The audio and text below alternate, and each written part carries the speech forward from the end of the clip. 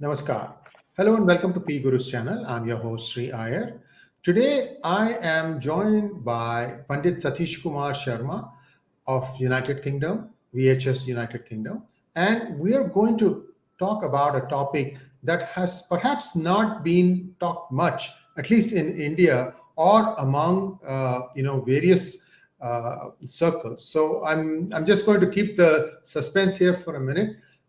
Before I jump into today's topic, let's welcome Pandit Ji. Pandit Ji, namaskar and welcome to PGurus channel. Pranam ji, namaskar and Jai Shri Ram and Om Gurubhyo Namaha. Wonderful to be here. You're absolutely right. This is a subject that has sort of slipped under the radar of the majority of the global Hindu community and the Indian community.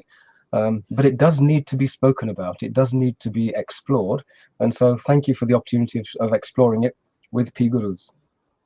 Absolutely. And viewers, almost all religions in the world have had an opinion on vaccination, who to vaccinate, who shall not take the vaccination, and if there are any exceptions, what are those, and so on. But until recently, we have not had one for Sanatanis. And it is something that should have been looked at. It's not that we are saying that, as a community, Sanatanis are against vaccination. As a matter of fact, vaccination was discovered and first practiced in India. And to know all about this, the background and what a Sanatani approach to vaccination should be, let us hear from our good Pandit. Pandit Ji, take it away, sir. The floor is yours. Thank you very much, Sree. That's a great introduction. And I think you left a little tantalizing snippet there. I'm sure the vast majority of our Sanatani family and our Indian family are not aware that the earliest records of this process of inoculation, they record that it happened in Bharat. So I've published an opinion on this, having consulted Shastra, having consulted some of our senior teachers and those who guide us. And the question that I had was twofold. One is it dharmic or is it adharmic to be vaccinated? The second question was, which I think is more important, is what's our opinion on mandatory vaccination and on vaccine passports? Now, what you mentioned a moment ago about the source of inoculation, it gives me a great opportunity just to reiterate that Hindus especially and Indians generally are not anti-vaxxers. I've published in my guidance on this that on the 10th of February 1731, an Englishman traveling through Bharat, this is in colonial times, in the heart of the colonial exploration and occupation of Bharat, a gentleman called Robert Court wrote to his friend who was a doctor, Dr. Court, and he wrote the following. He wrote, "The operation of inoculation, called by natives tika, has been known in the Kingdom of Bengal, as nearly as I can learn, about 150 years, and according to the Brahmin records, was first performed by one Dhanvantri, a physician of Champanagar, a small town by the side of the Ganges." That was a record in European literature in 1731. In 1754, a Reverend Charles Shays, who was a missionary, he wrote in a letter that smallpox inoculation had indeed been prevalent in Bengal for a very long time. And then in a further recognition in 1767, in an address to the Royal College of Physicians in London, Dr. John Howard, he recorded that a particular tribe of Brahmins were delegated annually for the service of inoculation from the different colleges of Vrindavan, Prayagraj, or Allahabad as they began to call it, Varanasi, all over the distant provinces.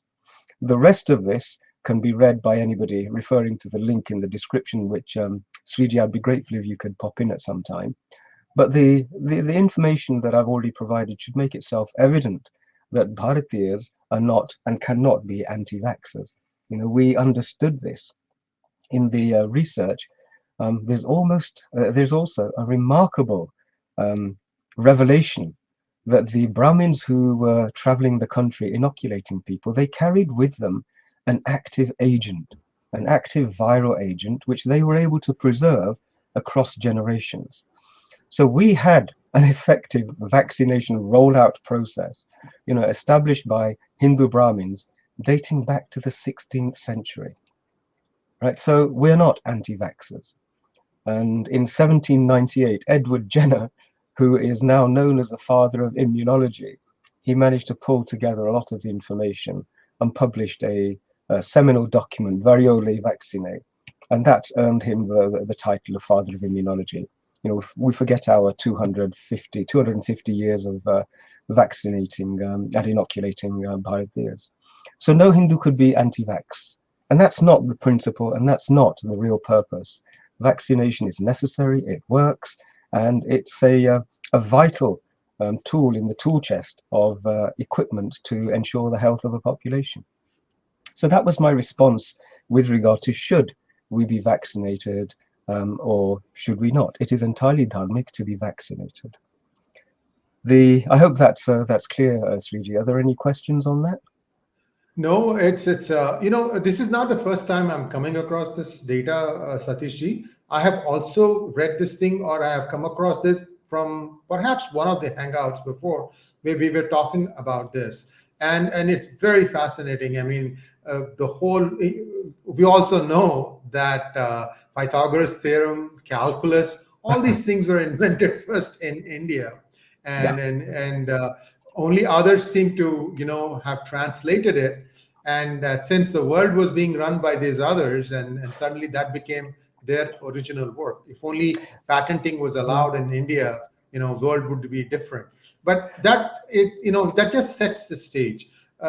Satish ji, your approach paper, as your opinion paper, I should say, has something beyond this, because for every Sanatani, you have to look at it from their culture, their background. You've talked about, is vaccination an act of himsa or ahimsa, and what about namrata, and is it dharmic or adharmic?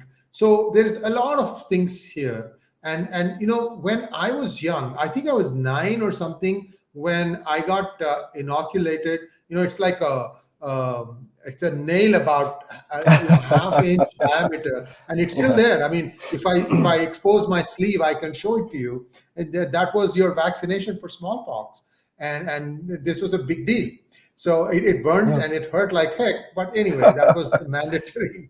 So why don't you perhaps walk us through a little bit more on this document that you have published, Panditji? And certainly, I think the whole Sanatani community owes it to you for having the time and spending the time to do the research, so that the proper position can be enunciated, so that if somebody wants to read up on this to make their own decision, there is something there. And viewers, we're going to put it in our show more section for you to see.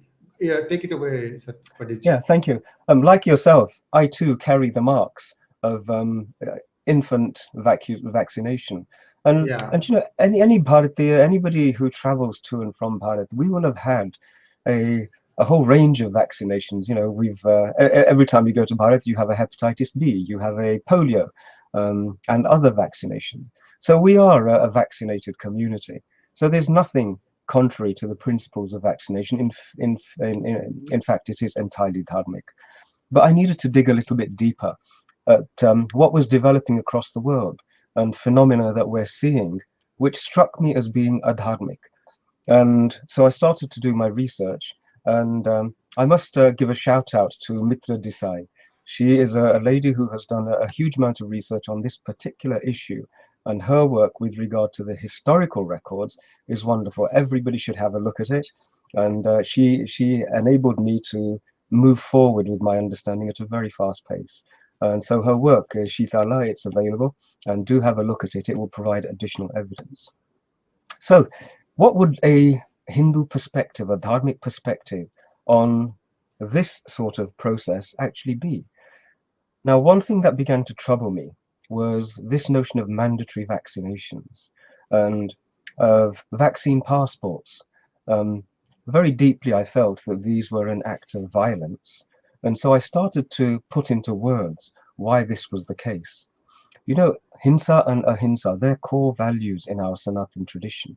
The reason we have a civilization which spans at least 13,000 years of continuous exploration of uninterrupted civilization at its heart and at its root.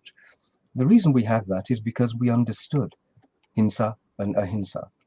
And, you know, we have a clear understanding of violence on the intellectual, emotional, and physical space. And that also, that violence can occur individually and collectively. And, you know, to deceive, to mislead, or to manipulate information which is being presented to a person about their well-being, that's hinsa against the intellectual and physical dimension. And so I also put into my notes the analysis, the understanding that to leverage guilt or fear, to leverage contempt and peer group pressure against a person is also an act of hinsa. It's a manipulation of the emotional dimension of a person. And then the final one we have, which I started to see in Australia, we saw the beginnings of it in France with Macron making some ridiculous statements. We've seen other Euro-Christian leaders making equally violent statements, and that's to use physical force against a person. And that would be to inoculate them, to inject them, but also to restrict them and to make it disadvantageous for them to have freedom of movement and freedom of work. And so that is also an act of hinsa. Those are crystal clear dharmic principles which we should all reflect upon when we're considering mandatory vaccination and vaccine passport. So I'd submit them to our community to ponder upon this and also to get back in touch. I'm more than happy to revisit any of the opinions and the analysis that I've published in this document. And it's an ongoing thing, so we would love to have a contribution. Sree, you mentioned Namrata. Namrata is absolutely so important in this. You know, it's Namrata which prevents us from running amok. You know, the human capacity for hubris and pride, you know, for deluding ourselves, false piety, all of those things, they're a very base level of human being. And so one of our foundations in Sanatan Dharma is Namrata, humility. And that prevents us from thinking we know it all. You know, Dharma is such an incredible vision, the complexity of the whole of the earth, the understanding that the earth is a good place to be. The earth is very carefully nurtured an environment in which a human being not only exists, but thrives. You know, everything that we need is in this earth space. And so it's a very positive environment. And if we have the humility, we can see it and recognize it and not damage it. So that Namrata is very important. And I'm seeing a complete absence of Namrata at the moment in terms of our political governance, but also in terms of our political leaders.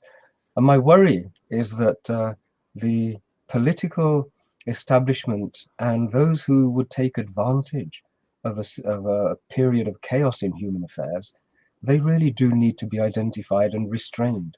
Otherwise, we really suffer. And so the other aspect of violence and hinsa is this notion of inviolable human rights. You know, the purpose of a human right to be written is it's a statement saying that under no circumstances is this principle to be discarded. And I recall in the horrific period in Germany when Jewish people were put into concentration camps, there were experts, there were nurses and doctors who were administering injections which they knew would harm the individuals. Injections, many of them, which they knew would kill individuals. And they were experts, you know, they were professionals. And it's as a consequence of that time and recognizing that the masses occasionally act in the most stupid of manners, that these principles that we call inviolable human rights were established. And I have to say that all of these inviolable human rights, they are entirely in consistency with our dharmic principles. In fact, our dharmic principles are significantly larger. And so I was worried that the absence of Namrata could well lead to a situation which sort of gathers momentum, it accumulates, it gathers its own energy, fears come into play, and suddenly decisions are being made on completely adharmic principles. And that is a bit of a worry. I mentioned the Titanic violence because that's what happened in the Titanic.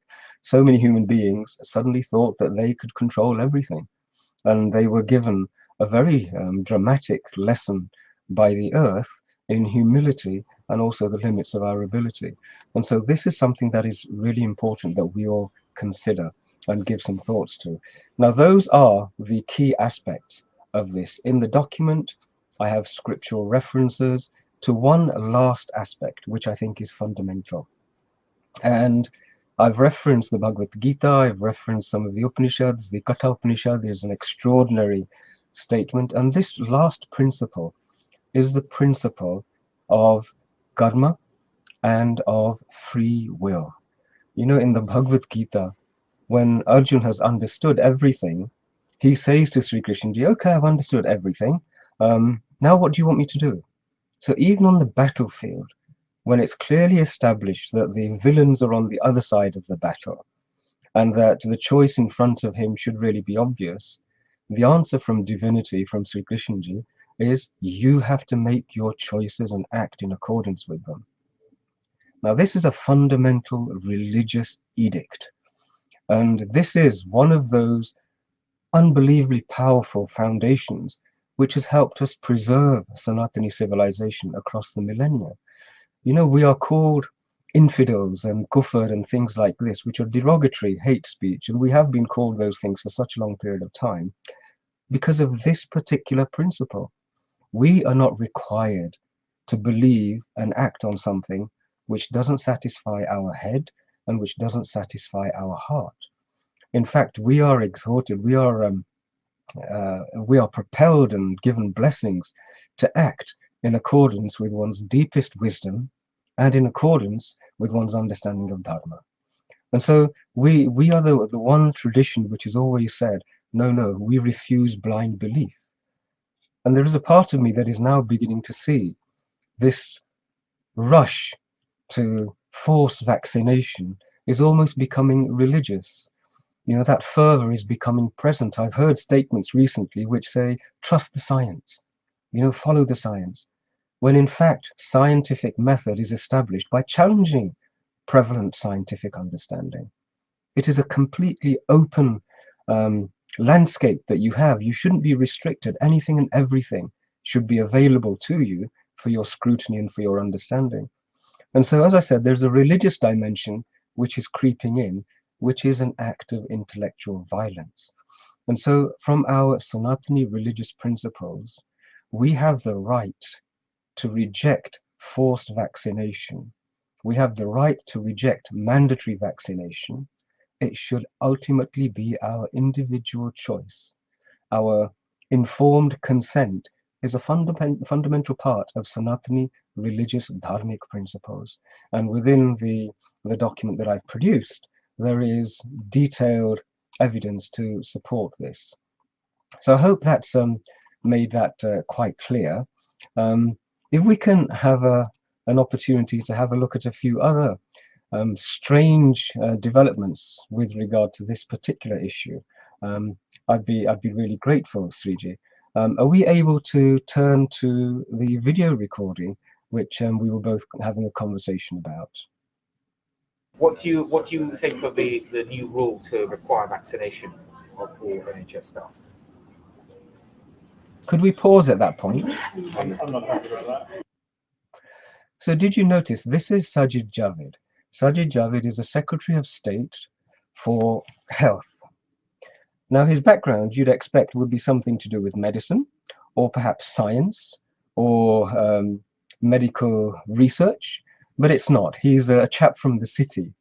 Okay, so he's been involved in the financial services sector, and he has been drafted in to execute the United Kingdom's and the government's choices and program about vaccinations. Now he is here speaking with medical practitioners, doctors and nurses, and he's just asked, are you happy? And did you notice the silence? Not a single one of them responded with enthusiasm. Not a single one of them actually said anything. Can you imagine the atmosphere of discomfort and fear which would impel a person not to respond on camera when being asked a question, which is a simple question, by the Secretary of State for Health? Please continue. So, you're not happy with it, tell me. So I've had COVID at some point. Yes. I've got antibodies. Yeah. I've been working on COVID ITU since the beginning. I have not had a vaccination. I did not want to have a vaccination. The vaccine's reducing transmission only for about 8 weeks with Delta. With Omicron, it's probably less. And for that, I would be dismissed if I don't have a vaccine. It's not, the science isn't strong enough. So could we just pause That's at your this views. moment? And your views? So there are some very important bits of datum that have been presented to us there. One, he has said that he has not been vaccinated since this whole issue started. And so that's a period now of almost 2 years that he has not been vaccinated, and he has natural antibodies. And this is a medical professional who is working on the front line. Right? So he is putting forward a case for at least considering natural immunity as being a wonderful thing to research. Can you imagine who in their right minds would say, no, no, we must ignore this? When somebody is saying there is a parallel process which should be considered, Sajid Javid dismisses it and turns to the nurses to ask them. So this is a politician not confronting a medical practitioner or responding to a medical practitioner. And so please continue. Do you have any view on that? I respect that, but there's also many I completely agree with different views. Yep, other views, Yeah. but Yeah. and there's another Yeah. colleague Yeah. who's also in the same position. Yeah. Yeah. No, I understand that. And obviously we have to weigh all that up for both health and social care. And there will always be a debate about it. But it's Maybe there's an opportunity to reconsider with Omicron and the changing picture, or at least to nuance it and allow doctors who've had antibody exposure, who've got antibodies, who haven't had the vaccination, to not have it, because the protection I've got from transmission is probably equivalent to someone who's vaccinated. Yeah, but at some point that will wane as well. But if you want to provide protection with a booster, you'd have to inject everybody every month. If it's worn off by 2 months, if the protection's worn off for transmission after 2 months, then after a month you've still got a bit of protection. So if you want to maintain protection, you're going to need to boost all staff members every single month, which you're not going to do. Yeah, we take advice on how much you made, but it's not going to achieve a practical benefit. Well, we take the very best advice that we can. I understand, but you're from the people that are vaccine experts. So that is a remarkable exchange, and it's worth remembering that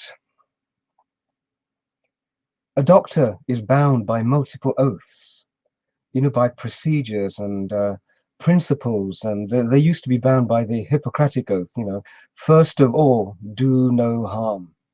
Okay, but a Secretary of State for Health who is making these choices and making these decisions is not bound by any of those ethical and moral determinants and factors at all. So it's deeply concerning. And in fact, when I watched and listened to Sajid Javid, I was really quite saddened. And it reminded me of a poem by Rudyard Kipling, a poem called 𝗀𝗃𝗀𝗀. And in it, it's a poem written by a British officer to his servant 𝗀𝗃𝗀𝗀. And it's a horrific, racist, colonialist, supremacist poem. But in it, there is one particular sort of, shall we say, statement which rang a bell with me. And so this is that poem, and he's talking about, you limping lump of brick dust 𝗀𝗃𝗀𝗀, slippery hither-o, water get it, Bani Lao, you squidgy-nosed old idol 𝗀𝗃𝗀𝗀. And so you get a sense of what the actual tone of this is. You heathen, where the mischief have you been? You put some jaldi in it, or I'll marrow you this minute if you don't fill up my helmet, 𝗀𝗃𝗀𝗀. Right? And so this is 𝗀𝗃𝗀𝗀𝗀𝗀. This sort of encapsulates and captures the attitude which I thought had disappeared. I really hope that our British Hindus had gotten to that point where we weren't so desperate to appeal and to be dependent upon the approval of white sort of attitudes and colonialist attitudes. Those really did worry me. And yet, when I saw our dear friend Sajid Javid talking there, it reminded me of 𝗀𝗃𝗀𝗀𝗀. And this is the image that sprang to mind. I'm just going to show it. Thank you. And you'll see there the attitude, which for me is very, very concerning. So moving back to where we are and our Sanatani tradition, I think this has also required us to scrutinize one other aspect. You know, this COVID crisis and chaos has really brought to the fore a whole load of issues which were hidden. Okay, and I call one of them the diversity fraud. We are now seeing the diversity fraud. So we are Sanatanis. We have access to indigenous knowledge systems and attitudes and civilizational lessons that we have learned. And surely diversity means that we can contribute those, that we should be entitled and involved in the decision-making process of things that affect our health. Isn't that what diversity would be? But Yes. it's not there at all. What we're seeing is a polarization, that thuggish colonialist pugnaciousness, you know, that Churchill sort of embodied, which is, it's almost as though it captures, we want diversity so long as you sit there quietly and you provide us with the legitimacy of saying we've got brown people with BAME names, but please don't challenge what we are deciding for your benefit. You know, there was a time when in the House of Lords, I read once a record of how the Indian colonialist government, the British colonialist government in India, used to retire to Shimla. And in Shimla, they would sit there in the hot summer months and they would dream up schemes for the benefit of the Hindu. And, you know, it's self-evident that there is still an element of that. The absence of the opportunity, the absence of the voices from the African British community, the Hindu British community, all of us, which have modalities, which are health related, which could contribute to this crisis, it's completely absent. So from my point of view, doesn't that make it a diversity fraud, Sree? Yes, it does. And something, you know, every one of us needs to, you know, let this thing sink in. This is not one of those videos where you just kind of browse it through because you have some time on your hands. You need to let that sink in. You need to disseminate what Panditji is saying, and you decide for yourself whether you want to go ahead or not. But I think the doctor's words, where he is saying that with these variants coming so fast and not enough time to check the efficacy of the vaccine, perhaps you should let the body try to figure this out. This, I mean, I can also tell you, Satishji, there are 2 new variants that have hit children from ages 10 to 18 in the Bay Area, in San Francisco, in the Silicon Valley. And these are new Delta something and something something. This is not Omicron. And they don't even know the effect of that. Yeah, I've heard of those things. And, you know, I do understand that this is a changing scenario. But the response that concerns me is that the methodologies are lacking in humility, and they're lacking in understanding that this whole earth conspires for our well-being. You know, we've forgotten that water falls from the sky, that you plant a potato and it grows into something that nourishes our body. You know, we are existing in an environment which is wonderful and positive for us.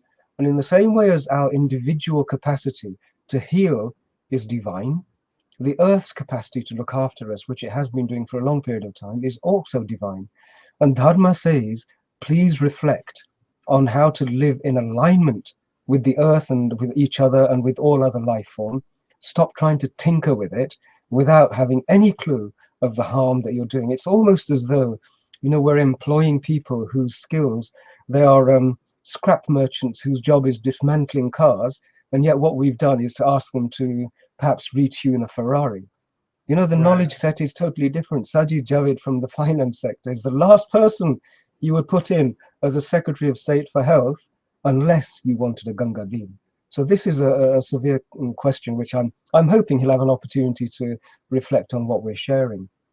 You know, one other aspect, I mentioned the diversity fraud, there is another fraud, and that is the human rights fraud. You know, the principles of human rights. There is a right to freedom, a right to well-being, but there's also a right to work. And none of those should be restricted.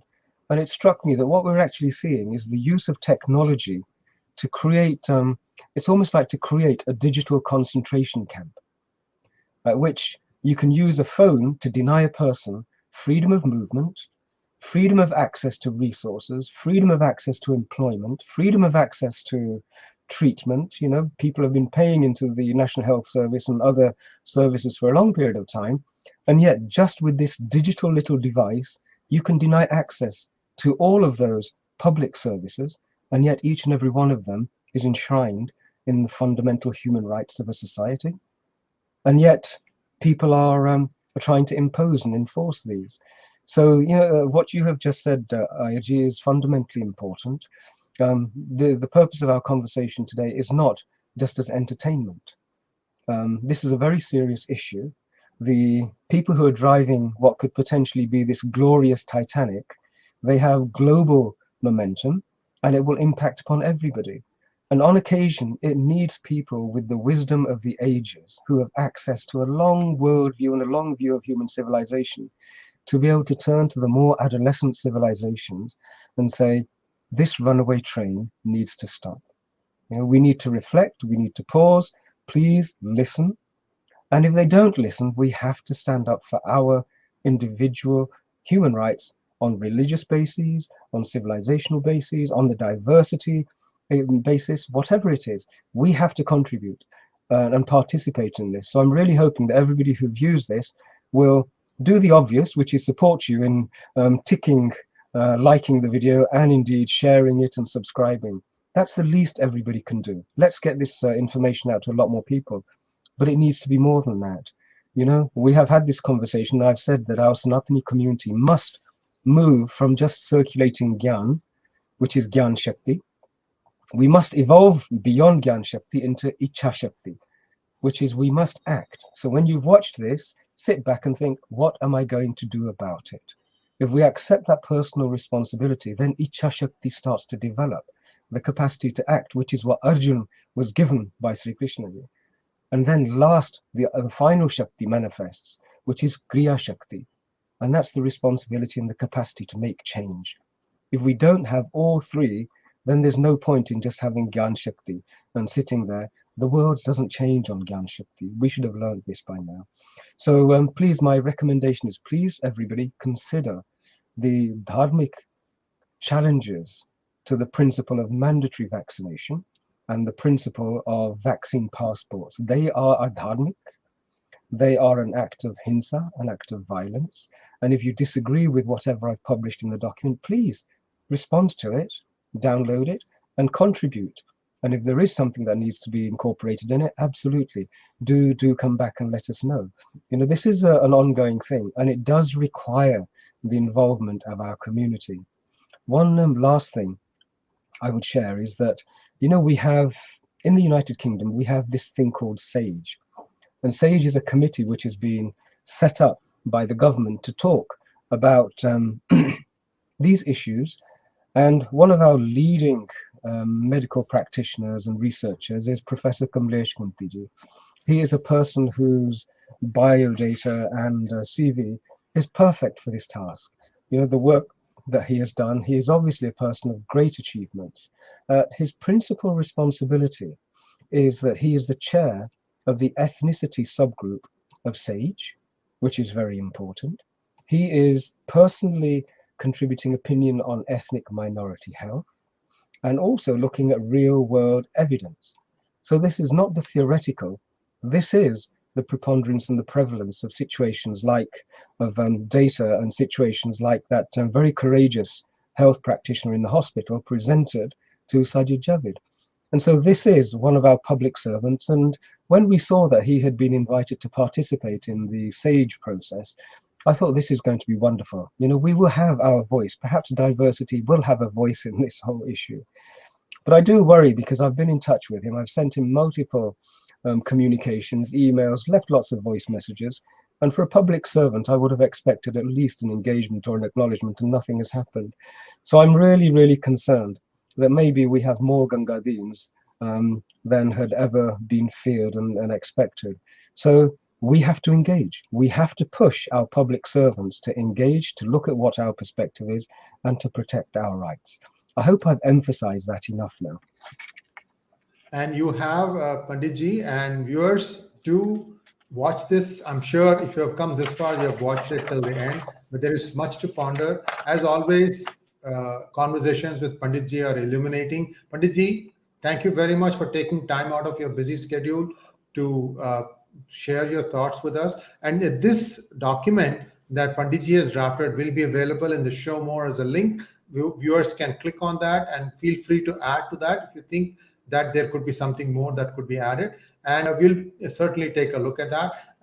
Panditji, thank you for taking the leadership here in trying to show us the path of what our ancestors did, how they approached these kinds of challenges. Thank you very much. Namaskar. Namaskar, Sreeji, and my thanks to you also. My thanks to PGurus for being courageous enough and risking a YouTube strike in order to bring this information, because YouTube are also becoming a little bit trigger happy when it comes to closing down on these conversations. So thank you very much for that. And as I said, human rights are inviolable, religious rights are protected, and the concept of a digital concentration camp, i.e. people having their rights taken away from them by a device and a QR code, is not acceptable according to human rights. So please just carry on with those three thoughts in your mind, and let's put a contribution from the Dharmic voice into this whole conversation. So 𝗀𝗂𝗀𝗀𝗀𝗀, Jai Shri Ram. Thank you very much, Sreeji. Jai Shri Ram. Namaskar.